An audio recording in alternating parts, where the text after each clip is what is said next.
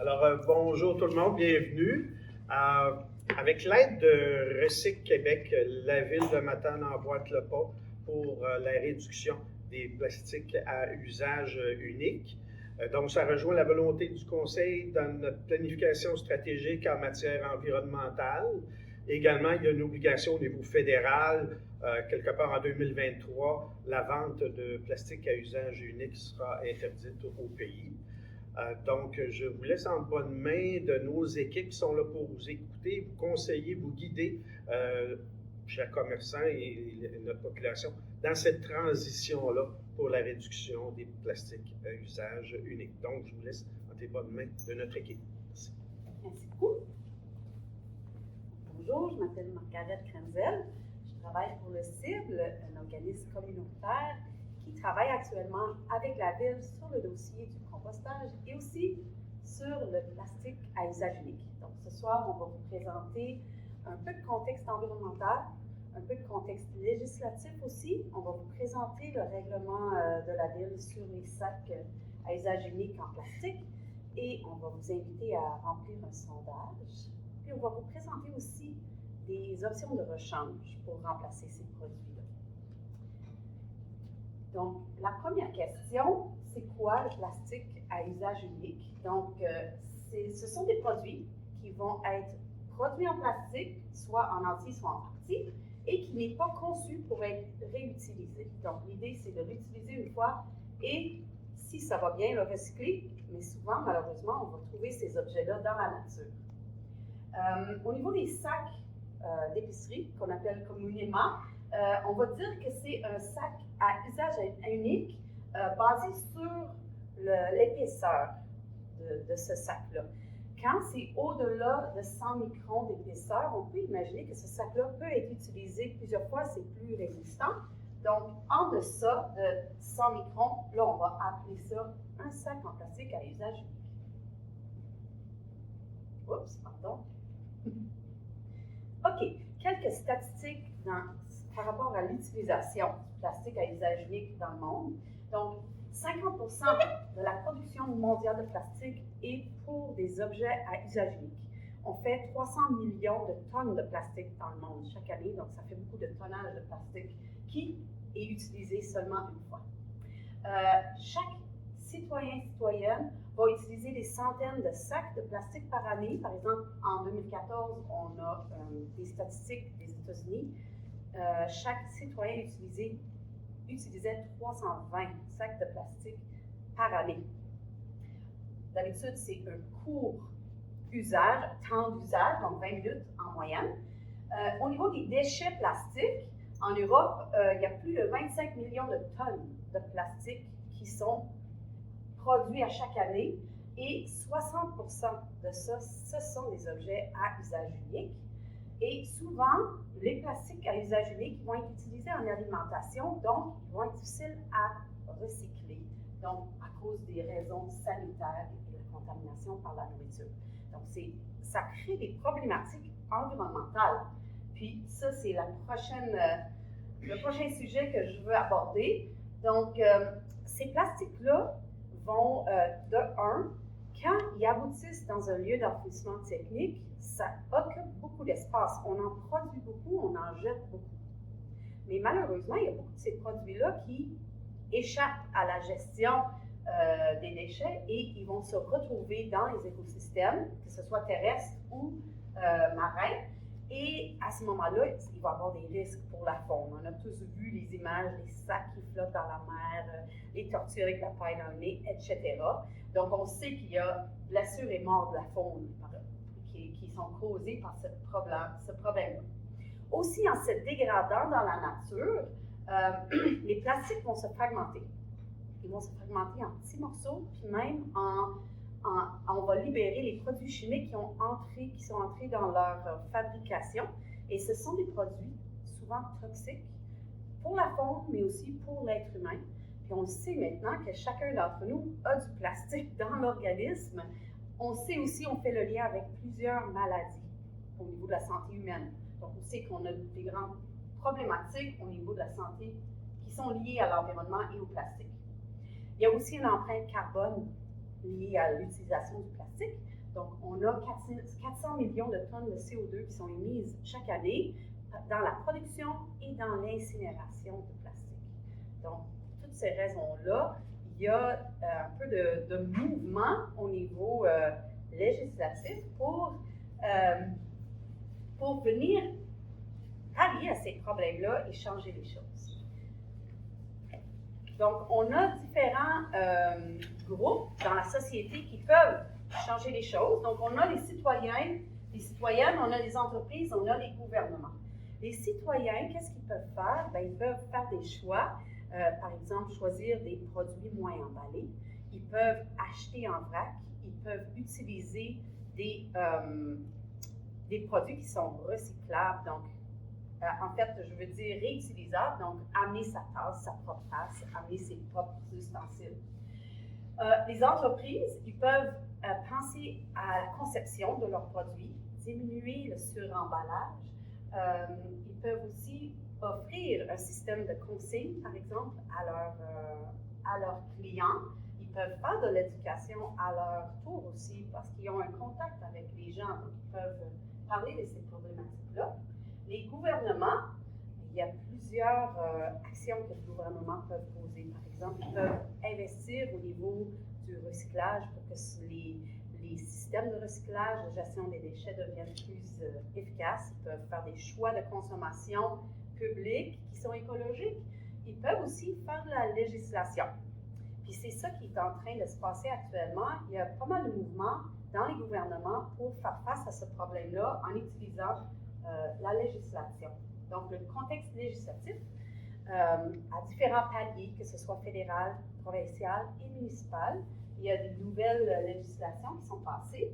Donc, quelques exemples. Le gouvernement du Canada a adopté un règlement qui interdit les plastiques à usage unique dans notre pays. En décembre 2022, on ne pourra plus produire ni importer des produits en plastique à usage unique. Donc, ça veut dire que dans les prochains mois, on va avoir de plus en plus de problèmes à se procurer ces produits-là. Et fin 2023, donc dans une année, la vente sera interdite. Donc, les gens qui utilisent comme commerçants ces produits-là sont déjà, je le sais, sont déjà en mouvement pour trouver des solutions, trouver des solutions de rechange. Il y a la Ville de Montréal qui a adopté un règlement qui interdit plusieurs articles à usage unique, donc les assiettes, les contenants, les ustensiles, les pailles, etc., dans leurs restaurants et leurs établissements alimentaires. Et au Québec, il y a 44 municipalités qui ont adopté une loi qui bannit les sacs en plastique. Et puis, la ville de Matane est aussi dans ce mouvement-là. Donc, on est là. Je laisse la parole à mon collègue pour présenter ce règlement-là. C'est là que je pense. Alors, c'est un projet qui date déjà de quelques années. Là, en 2019, le Conseil avait déjà donné le mandat là, à élaborer, à regarder ce qui se faisait ailleurs dans d'autres municipalités, puis à essayer de rédiger un projet de règlement qui devait entrer en vigueur en 2020. Mais juste quelques mois avant que la COVID arrive, dans le fond. Donc, à ce moment-là, il y a eu une décision de prise considérant tous les changements et les difficultés que le commerce de détail allait vivre avec les confinements. La Ville a décidé de mettre ça sur pause et d'attendre que la pandémie passe pour reprendre ce projet-là d'application, d'adoption de règlement. Alors, on s'est inspiré fortement de ce qui se passe ailleurs. On n'a pas réinventé la roue.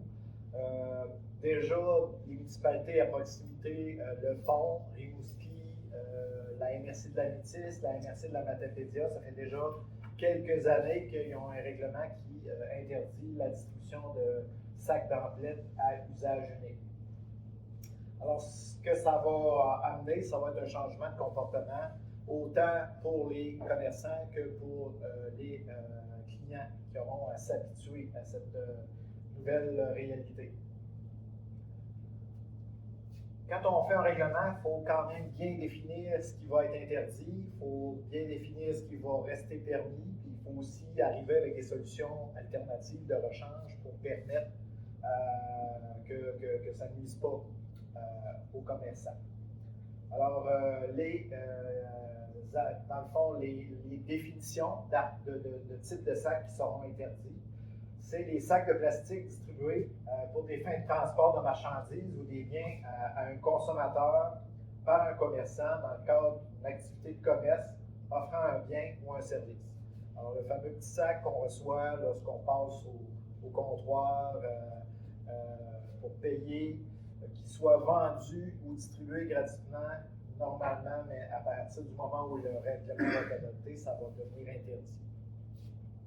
On a aussi élargi cette application-là à des activités distribuées aux participants dans le cadre d'événements, de tournois, de festivals, de salons, de congrès, toute autre activité de nature comparable.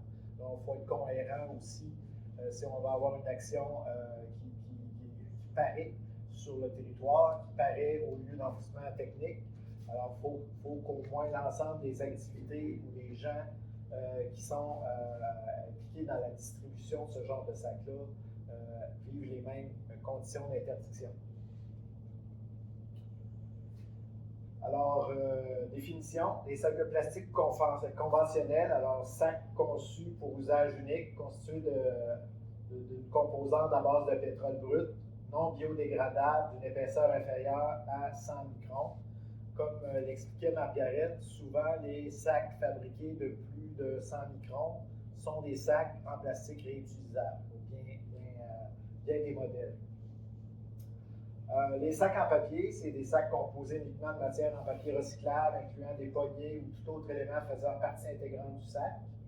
Puis les sacs réutilisables, c'est des sacs conçus spécifiquement pour être utilisés à plusieurs reprises et constitués de fibres de textile naturelles ou synthétiques d'une épaisseur supérieure à 100 microns. C'est les définitions qu'on retrouve dans l'ensemble de la législation municipale là, pour la quarantaine de municipalités qui ont déjà mis en vigueur cette interdiction-là. Alors, les sacs qui sont visés par l'interdiction, c'est les sacs oxodégradables, oxobiodégradables, oxofragmentables. Alors, c'est des sacs qui ont une apparence de plastique, mais qui ont le trademark, s'annoncent comme des sacs écologiques qui, normalement, devraient se composter, se décomposer ou se fragmenter. Puis comme on l'a dit tout à l'heure, la biofragmentation, l'oxobiofragmentation, tout ce que ça fait, c'est que ça ne dégrade pas nécessairement le plastique, ça ne le composte pas, ça fait juste le réduire en petites particules qui demeurent du plastique. Donc, on ne veut pas ce genre de problématique-là, c'est-à-dire de pelleter, penser régler un problème et d'en générer un autre. Les autres types de sacs qui sont interdits par le projet de règlement, les sacs biodégradables, les sacs compostables et les sacs de plastique conventionnels de moins de 100 microns. On a des exceptions. Alors là aussi, il a fallu déterminer quelles exceptions, quel type de sacs ne seraient pas assujettis à l'interdiction. Alors, les sacs d'emballage en plastique utilisés à des fins d'hygiène pour les denrées alimentaires et pour les produits alimentaires en vrac ou pour protéger des denrées alimentaires d'un contact direct avec d'autres articles. Alors ça, il y a toute une question de sanitation, c'est-à-dire de propreté des aliments. On ne voulait pas que ça devienne un danger non plus pour la contamination des aliments. Les sacs réutilisables sont exclus, les sacs en papier, les sacs en plastique contenant du matériel publicitaire dans le cadre de distribution porte-à-porte. Alors ça, on parle spécifiquement là, du Publisac, là, où on a un débat là, plus large là, qui est en cours présentement justement à la Ville de Montréal.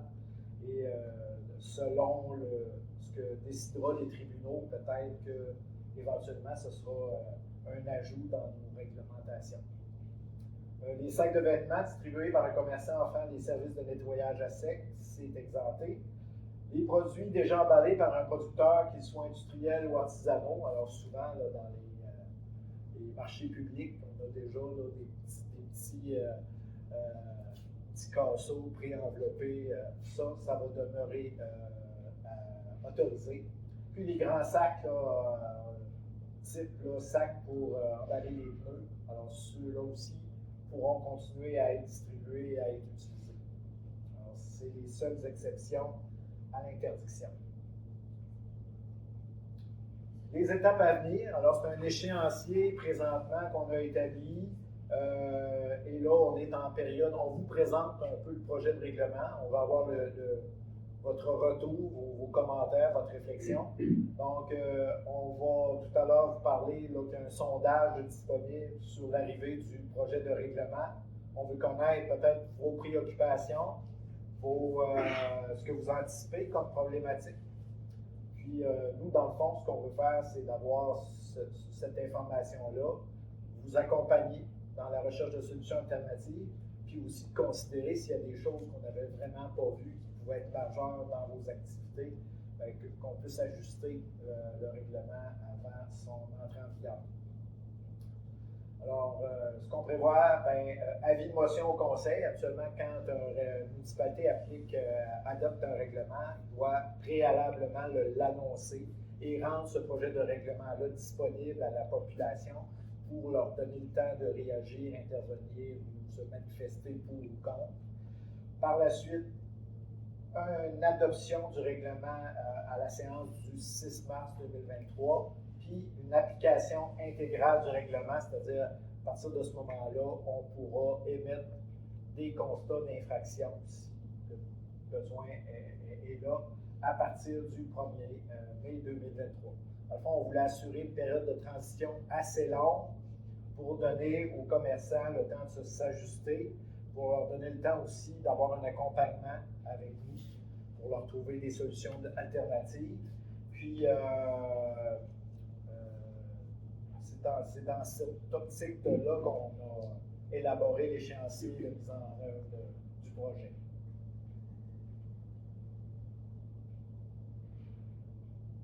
Maintenant, on est rendu à la... Oui, c'est vrai, on s'était gardé ça pour la fin. Alors, on ne pouvait pas arriver avec une interdiction comme ça sans déjà offrir à la population ou aux commerçants touchés des options, des solutions de rechange. Donc, on a cherché, on a regardé ce qu'ils faisaient ailleurs et on a regardé ici, c'est des trucs là, qui se diffusent là, ailleurs dans les municipalités qui ont déjà un règlement. Alors, on suggère aux commerçants, entre autres, de réutiliser les contenants et les emballages dans lesquels les produits ont été livrés. Offrir des incitatifs à utiliser les propres sacs, c'est-à-dire que leurs clients, quand ils arrivent avec leur propre sac, soit qu'il y ait un petit rabais, ou je sais que, par exemple, Tigre Géant, quand tu arrives avec ton sac, tu as une petite réduction de 3 cents là, sur ta facture, ou il y a toutes sortes d'autres façons là, d'inciter tes clients là, à arriver à avoir une solution de rechange là, pour les sacs à usage unique.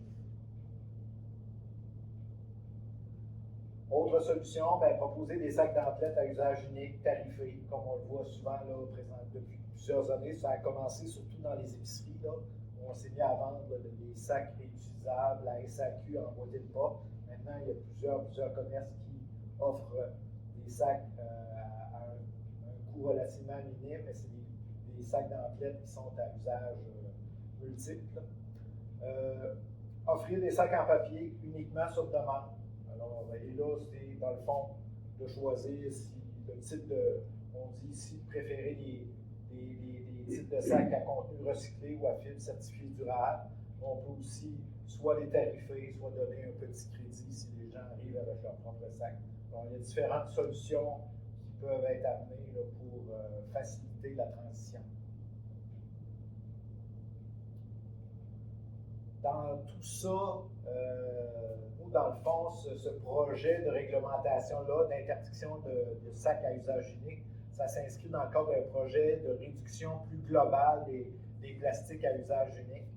Alors, on est en démarche présentement auprès de nos restaurateurs, auprès de nos concessionnaires dans nos bâtiments municipaux, là, comme l'Arena, le centre de ski, le golf, le parachouet, où on va les accompagner dans une transition pour montrer l'exemple. Et on est là aussi pour les commerçants. On offre un service de conseil, d'accompagnement, de recherche de solutions personnalisées en fonction de vos particularités. Puis c'est dans une vision là, plus générale qui s'inscrit dans notre stratégie de développement durable de la ville.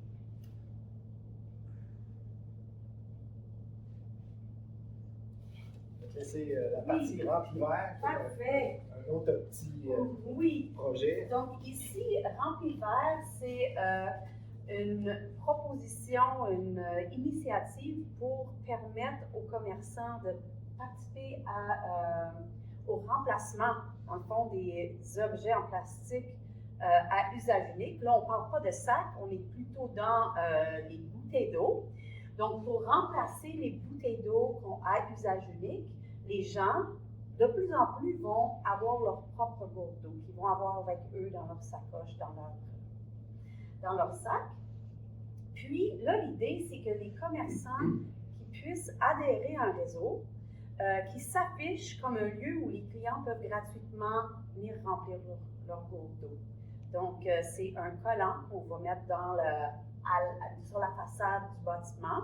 Puis, à côté de la porte, les clients vont savoir qu'ils peuvent venir avoir ce service-là chez vous.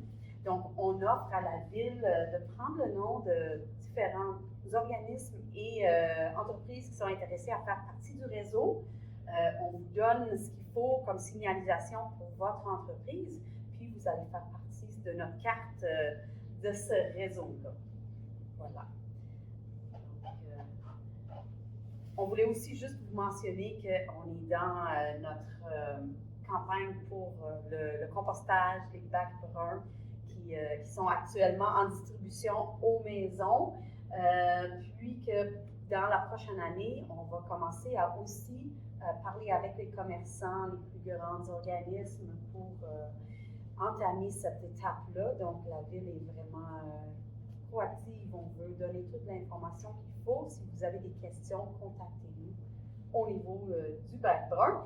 Et actuellement, on est en train d'essayer de rejoindre le plus de citoyens possible et on offre une activité à l'intérieur de l'entreprise. Donc, si ça vous intéresse, on peut offrir des ateliers pour les employés d'une entreprise. C'est des stratégies qu'on a trouvées pour rejoindre le plus de monde possible. On peut venir sur l'heure du dîner ou durant une pause café, puis avoir notre kiosque sur place, puis juste donner des informations aux employés peuvent venir s'informer pendant qu'on est là. Voilà. Donc, oups! D'accord, on est rendu au bout! Je m'attendais à un autre. Voilà. Concernant le bac brun, dans le fond, présentement, le déploiement se fait pour les immeubles de moins de 6 logements. Alors, la livraison des bacs se fait uniquement pour le résidentiel, des immeubles de moins de 6 logements. 2023, c'est la deuxième phase du déploiement où on va cibler les gros générateurs de matières organiques, qui sont les restaurants, les épiceries, les cafétérias, les usines de transformation agroalimentaire. Donc, si vous êtes de ce genre de commerce-là, vous allez sûrement être contacté durant l'année 2023 pour vous offrir ce service-là. Et de quelle façon on le met en place pour que ce soit facile pour vous montrer aussi qu'il n'y a pas uniquement des raisons environnementales de faire, il y a aussi des raisons peut-être économiques, puisque ça va vous permettre de réduire de beaucoup la quantité de déchets à éliminer. Donc, il y a un effet de vase communicant là, qui fait que peut-être que sur le total du service de gestion de matières résiduelles, ça vous permettrait d'aller chercher certaines économies à détourner tout ce que vous pouvez détourner de vos activités commerciales. Donc, c'est un peu la stratégie qu'on est en train d'élaborer avant d'aller vous rencontrer. Puis, durant l'année 2023, on va être là. Puis, si entre-temps, vous avez déjà des questionnements, ben, on est là aussi pour répondre à vos questions, puis vous aider là, dans la réflexion de la transition.